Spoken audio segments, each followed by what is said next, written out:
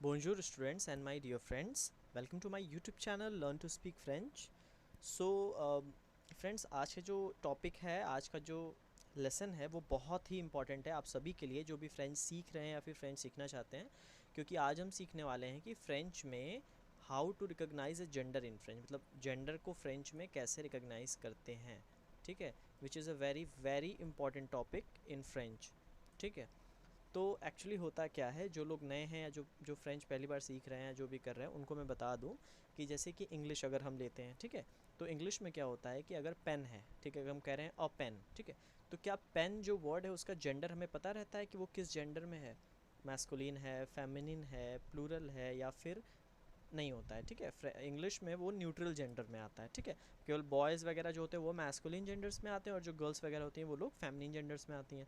लेकिन फ्रेंच में ऐसा नहीं होता है। फ्रेंच में क्या है कि हर एक वर्ड का, हर एक चीज़ों का एक जेंडर होता है। जैसे कि जो पेन है फ्रेंच में उसको मैस्कुलिन बोला जाता है, मतलब वो मेल है पेन। ठीक है, अगर हम बात करें एप्पल की, ठीक है, तो एप्पल फ्रेंच में फेमिनिन है। ठीक है, तो फ्रेंच में जब हम आर्टिकल्स यूज़ करते हैं, आर्टिकल्स होते हैं ना, जैसे definite article, indefinite article, partitive article, बहुत सारे आर्टिकल्स होते हैं फ्रेंच में, तो हमें उसको यूज़ करना होता है किसी भी वर्ड के जेंडर को देखकर। ठीक है, तो हमें जब जेंडर पहचानने ही नहीं आएगा कि कौन सा वर्ड का जेंडर क्या होता है, तो हम कैसे कर पाएंगे। तो इसीलिए आज ये चैप्टर आप इस चैप्टर में आज सीखेंगे कि किसी भी फ्रेंच वर्ड्स के जेंडर को कैसे पहचानें। ठीक है, तो चलिए स्टार्ट करते हैं आज का lesson.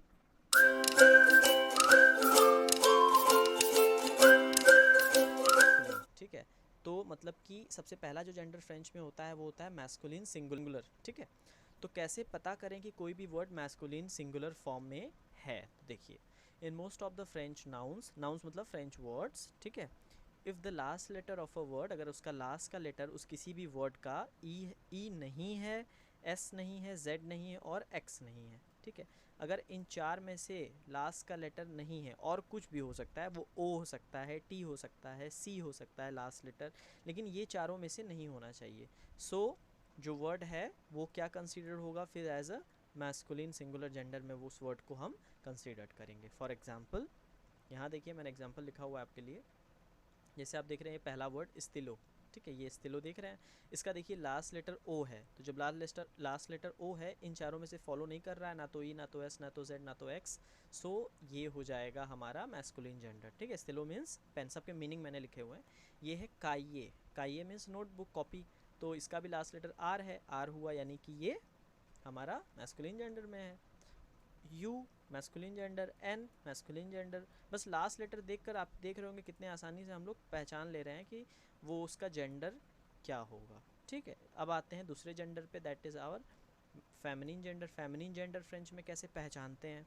So in most of the French nouns, French के जो वर्ड्स होते हैं, ज़्यादातर फ्रेंच वर्ड्स में, if the last letter of a word is letter E, अगर लास्ट का लेटर ई हो या फिर वो T I O N combination के साथ फिनिश हो रहा हो, ठीक है, तो वो हम फेमिनिन मान लेंगे। फॉर एग्जाम्पल देखिए, ये वर्ड है पहला पॉम, पॉम मीन्स एप्पल, तो लास्ट लेटर देखिए ई है, तो यहाँ पे आप देख रहे हैं क्या है, यहाँ का लास्ट लेटर ई है, तो डेफिनेटली फेमिनिन हो गया। ठीक है, अब इधर देखिए, जैसे ये वर्ड लिखा है नातासियो, N A T A T I O N, तो ये लास्ट लेटर जो इसका है ये फिनिश हो रहा है टी आई ओ एन से।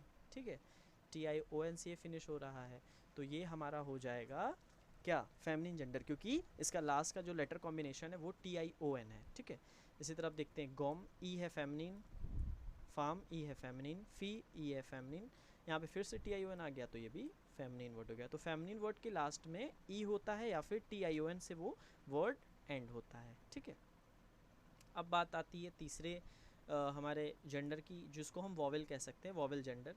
ठीक है, तो वॉवेल जेंडर में बेसिकली होता क्या है हमारा कि जो वॉवेल्स होते हैं वो होते हैं हमारे पास, कितने वॉवेल हैं, 7 वॉवेल्स फ्रेंच में होते हैं। ठीक है, ए ई आई ओ यू एच और वाई, टोटल हमारे पास 7 वॉवेल्स हैं। अब जो इसमें एच और वाई वॉवेल आप देख रहे हैं, ये कभी कभी वॉवेल की तरह ट्रीट होते हैं एच और वाई, और कभी कभी इनको हम कॉन्सोनेंट की तरह यूज़ करते हैं। ठीक है, तो 7 वॉवेल्स आपको पता चल गया। तो वॉवेल वाले में होता क्या है कि जब हमको वॉवेल वाले आर्टिकल को यूज़ करना होता है, तो हम किसी भी वर्ड का लास्ट लेटर नहीं देखते हैं, हम फर्स्ट लेटर देखते हैं उस कंडीशन में, वॉवेल वाले कंडीशन में। बस हमें ये देखना होता है कि स्टार्टिंग कहीं वॉवेल से तो नहीं हो रहा है उस वर्ड का, तो हाँ, तो देखिए कुछ एग्जांपल्स मैंने लिखे, जैसे यहाँ देखिए वॉवल से स्टार्ट हो रहा है, ठीक है। और लास्ट में, अच्छा हाँ, एक चीज़ आप बहुत ध्यान से जान लीजिए कि अगर किसी भी वर्ड का स्टार्टिंग वॉवल से हो रहा है और वो एंडिंग, उसका लास्ट लेटर एस है, एक्स है, एस या एक्स है, ठीक है, तो फिर वॉवल वाला रूल नहीं लगेगा उसमें, क्योंकि तब वो वर्ड प्लूरल हो जाएगा, ठीक है। तो वॉवल के लिए वो वर्ड हमेशा सिंगुलर फॉर्म में होना चाहिए, ठीक है, प्लूरल फॉर्म में नहीं होना चाहिए। तो मतलब कि जैसे यहाँ स्टार्टिंग वॉवल आ गया तो इसको वॉवल वाला मानेंगे, इसका मीनिंग ऑरेंज है, ठीक है। ओम, एच वॉवल होता है, ये भी वॉवल हो गया क्योंकि सिंगुलर है। इलेव, ई वॉवल है, ये भी सिंगुलर है, तो वॉवल जेंडर में आएगा ये एच, ओटेल, होटल मतलब इसका मीनिंग होता है, तो यहाँ पे देखिए लास्ट लेटर एल है, तो यानी कि ये भी सिंगुलर है, तो वॉवल मानेंगे। लेकिन यहाँ पे देखिए, यहाँ पे आप देख रहे हैं लास्ट, इसका स्टार्टिंग तो वॉवल से हो गया है, लेकिन लास्ट में ये एस आ गया है, एस यानी कि तब ये तो प्लूरल बन गया। तब इस कंडीशन में हम इसको वॉवल वाले जेंडर पे कंसीडर नहीं करेंगे, हम इसे प्लूरल जेंडर में कंसीडर करेंगे, ठीक है। क्योंकि लास्ट का लेटर एस हो गया तो तुरंत प्लूरल बड़ा होता है वॉवल से, तो हम प्लूरल को फिर प्रायोरिटी देंगे, ठीक है। यहाँ पे देखिए सेम वर्ड इलेव यहाँ लिखा था, तो इसका मीनिंग चाइल्ड होता है सिंगुलर, लेकिन अगर ये प्लूरल हो जाता है तो इसका मीनिंग चिल्ड्रन हो गया, तो यहाँ पे ये प्लूरल हो गया, ठीक है। तो we do not consider as a vowel if it is a plural word, अगर प्लूरल वर्ड होगा तो उसे हम वॉवल में कंसिडर नहीं करेंगे, ठीक है। अब लास्ट हमारा एक बचा जेंडर, प्लूरल जेंडर, इसको देख लेते हैं। अब प्लूरल मैस्कुलिन प्लूरल भी हो सकता है, फेमिनिन प्लूरल भी हो सकता है, और वॉवल प्लूरल भी हो सकता है, जैसा अभी हम लोगों ने देखा, ठीक है। तो इसमें देखिए most of the French nouns, ज़्यादातर फ्रेंच नाउन्स में, फ्रेंच वर्ड्स में क्या होता है, इफ़ द वर्ड एंड्स, जो कि लास्ट लेटर होता है, वर्ड जो एंड होता है लास्ट लेटर उसका या तो एस होना चाहिए या एक्स होना चाहिए या फिर जेड होना चाहिए, एस एक्स जेड, इन तीनों में से कोई भी अगर एक वर्ड से वो वर्ड एंड हो रहा है, फिनिश हो रहा है, सो जो वर्ड होगा that word is considered as a plural word, ठीक है, वो प्लूरल जेंडर उसको माना जाएगा, ठीक है। तो जैसे फॉर एग्जांपल देखिए यहाँ लिखा है जारदा, ठीक है, तो जारदा का लास्ट लेटर एस है तो ये प्लूरल हो गया। ताबलो लास्ट लेटर एक्स है, प्लूरल हो गया। पॉम लास्ट लेटर एस है, प्लूरल हो गया। अच्छा, जैसे मैंने बोला कि ये प्लूरल मैस्कुलिन प्लूरल भी हो सकता है, फेमिनिन प्लूरल भी हो सकता है, तो ये कैसे पता लगाएंगे, सेम रूल फॉलो करेंगे जैसे कि मैंने बताया था। फेमिनिन के लिए एंडिंग ई होता है, तो यहाँ पे देख रहे हैं आप लास्ट में ई आया फिर एस आया, यानी ई आया तो ये फेमिनिन बन गया, फिर एस आया तो प्लूरल बन गया, तो यानी ये फेमिनिन प्लूरल वर्ड हो गया ये पॉम, ठीक है, ये फेमिनिन प्लूरल वर्ड हो गया। और यहाँ देखिए, यहाँ ई है नहीं, एन है, एन आप जानते हैं किस में आता है, लास्ट लेटर मैस्कुलिन में आता है, तो ये वर्ड हमारा मैस्कुलिन प्लूरल हो गया, ठीक। इस तरह से हम पता करेंगे प्लूरल के बाद भी कि वो मैस्कुलिन है या फेमिनिन। इसमें देखिए लास्ट में यू आया है और फिर एक्स आया है, यानी मैस्कुलिन प्लूरल हो गया ये, ठीक है। इसमें जेड आया है, जेड तो नॉर्मली वो होता है, मैस्कुलिन होता है, ठीक है, तो मैस्कुलिन प्लूरल है ये। शापो, यू एक्स है masculine plural, Estilo masculine plural, यानी कि अगर किसी वर्ड का एंडिंग अगर होता उससे ई एस से होता तो वो फेमिनिन प्लूरल हो जाता, या टी आई ओ एन के बाद ऐसा आता तब वो फेमिनिन प्लूरल कंसिडर्ड होता, ठीक है। अब देखते हैं कुछ इर्रेगुलर नाउन्स। अब इर्रेगुलर नाउन्स क्या होते हैं ये जानना बहुत ज़रूरी है। देखिए फ्रेंच जो है वो एक जेंडर बेस्ड लैंग्वेज है, ठीक है, और सभी लैंग्वेज के अपने कुछ रूल्स होते हैं और अपने कुछ एक्सेप्शंस होते हैं। तो इसी तरह फ्रेंच में भी कुछ एक्सेप्शंस है इस जेंडर को समझने के लिए, ठीक है। क्या एक्सेप्शंस है वो समझिए।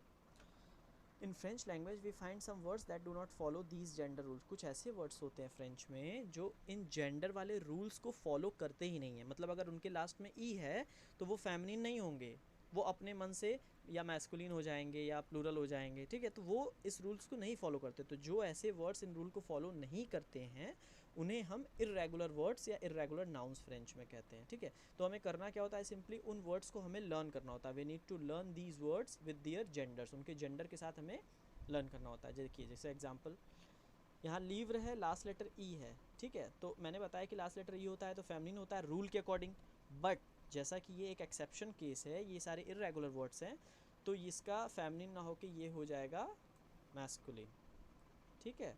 इसी तरह से इसको देखिए लास्ट में एन है, एन वाला तो मैस्कुलिन होता है, लेकिन नहीं, ये एक्सेप्शन है, तो इसका जेंडर हो जाएगा फेमिनिन, ठीक है। कारताब मैस्कुलिन फेमिनिन होना चाहिए, लेकिन नहीं, ये हो जाएगा मैस्कुलिन। तो आप देख रहे हैं इस तरह से मैंने सारे वर्ड्स लिखे हैं। ओम, फ्लर, सुरी, ठीक है, पुपित्र, इलेव, ये सारे जो वर्ड्स हैं ये इर्रेगुलर नाउन्स है। और ऐसे बहुत सारे नाउन्स होते हैं जो कि कन्फ्यूज़न क्रिएट करते हैं जब आप स्टार्टिंग में फ्रेंच पढ़ते हैं उस समय, ठीक है। फ्रेंड्स, मैं चाहता नहीं था कि ये वाला वीडियो थोड़ा लंबा हो जाए, लेकिन मुझे समझाने में, अच्छे से समझाने में एटलीस्ट 10 मिनट तो चाहिए मुझे समझाने के लिए, ठीक है। तो इस वीडियो को पूरा देखिएगा, आपको सब कुछ जेंडर के बारे में क्लियर हो जाएगा। इसके बाद आपको फ्रेंच बहुत ईजी लगने लगेगा इस चैप्टर के बाद, इस लेसन को ध्यान से समझने के बाद, ठीक है। तो अब आपको पता चल गया दो तरह के वर्ड्स होते हैं फ्रेंच में, एक तो जो फॉलो करते हैं रूल्स को, एक नहीं फॉलो करते हैं, ठीक है। अब एग्ज़ाम की बात करते हैं। जैसे कि जो बच्चे सीबीएसई बोर्ड में पढ़ रहे होंगे, चाहे 5th 6th 7th 8th 9th 10th में, तो उनके पास ये प्रॉब्लम होता है कि उनको एग्ज़ाम में इस तरह के आर्टिकल्स पूछे जाते हैं, ठीक है। ये देख रहे हैं, ल, ला, एल एपिस्ट्रॉफ और ले, ठीक है। तो ये आर्टिकल्स क्यों पूछे जाते हैं? क्योंकि फ्रेंच में बहुत सारे आर्टिकल्स होते हैं। क्वेश्चंस जो होते हैं वो बेस्ड होते हैं आर्टिकल पे, like definite article, indefinite article, contracted article, partitive article, बहुत सारे आर्टिकल्स होते हैं, ठीक है। तो पहले क्वेश्चन ये उठता है कि हम फ्रेंच में जेंडर्स वाले रूल्स को क्यों जानें, क्योंकि ये जो आर्टिकल्स जब एग्ज़ाम में लगाने के लिए आता है, इनको यूज़ करने के लिए, तो ये जेंडर पे ही बेस्ड रहता है। बोलता है कि ल आप वहाँ लगाएंगे जहाँ पे मैस्कुलिन जेंडर है, ला वहाँ लगाएंगे जहाँ फेमिनिन जेंडर है, एल एपिस्ट्रॉफ वहाँ लगाएंगे जहाँ वर्ड जो है वो वॉवेल से स्टार्ट हो रहा है, ठीक है। तो आपको पता तो चलना चाहिए ना, पता आप कैसे करोगे किसी वर्ड को? सपोज करो एग्ज़ाम में आ गया ये वर्ड COPAINS, कोपा, तो आप इसकी यहाँ पे ये जो ले लगा हुआ, ये ले लग कर नहीं आएगा, यहाँ पे एक ब्लैंक रहेगा, ठीक है। आपको खुद से ले को फिल करना होगा। सपोज करिए यहाँ पे ब्लैंक है, ठीक है। तो मान लीजिए अब एग्ज़ाम में कोपा लिख कर आ गया, तो आप पता कैसे करोगे कि यहाँ पर हमें ल लगाना है, यहाँ पे ल लगाना है, ला लगाना है, एल ले लगाना है, या फिर एल एपिस्ट्रॉफ लगाना है? ये आप पता कैसे करोगे? इसको पता करने के लिए आपको जेंडर तो समझना पड़ेगा ना, जेंडर वाले रूल्स को फॉलो करना पड़ेगा, है ना, कि कैसे हम जेंडर रिकॉग्नाइज़ करें। तो इसीलिए यहाँ पर मैंने आपको ये समझाया कि अब देखिए, अगर आपको पता रहेगा कि लास्ट लेटर देख के होता है, तो लास्ट में आपने देखा कि एस है, ठीक। तो एस देखते ही आप तुरंत कहेंगे यहाँ तो ले लगेगा क्योंकि ये प्लूरल है, ठीक है। एक एग्जांपल और लेते हैं, यहाँ देखिए पिसीन, थर्ड वाला, यहाँ पे देखिए, यहाँ पे लिखा हुआ है लास्ट लेटर ई है, तुरंत आप ई देख के बता दिए ओ ये तो फेमिनिन, यहाँ पे ला लगेगा, ठीक। यहाँ पे देखिए वॉवेल आया है स्टार्टिंग में और लास्ट में सिंगुलर है, ठीक है। तुरंत आप कहेंगे ये तो वॉवेल से स्टार्ट हो रहा है, यहाँ पे तो हमें एल एपिस्ट्रॉफ लगाना चाहिए, ठीक है। तो ये फ़ायदा होगा इस जेंडर को अगर आप सीख लेंगे, तो कोई भी आर्टिकल आ जाए एग्ज़ाम में, अगर आपको जेंडर पहचानने आता है तो आप ईज़िली कर लोगे। और आर्टिकल के सामने लिखा रहता है कि ये मैस्कुलिन का होगा, ये फेमिनिन का, बस आपको उठाकर उस पर लगाना होता है। अब समझ में आ रहा होगा कितना ईजी है फ्रेंच, है ना। तो थैंक यू सो मच। अगर आपको पसंद आया ये वीडियो को लाइक करिए, शेयर करिए और मेरे चैनल को सब्सक्राइब करिए। Thank you so much. अगर आपको किसी और टॉपिक पे क्वेश्चन पूछना है तो आप कमेंट में मुझे बता दीजिए। Mercy बोकू and au revoir।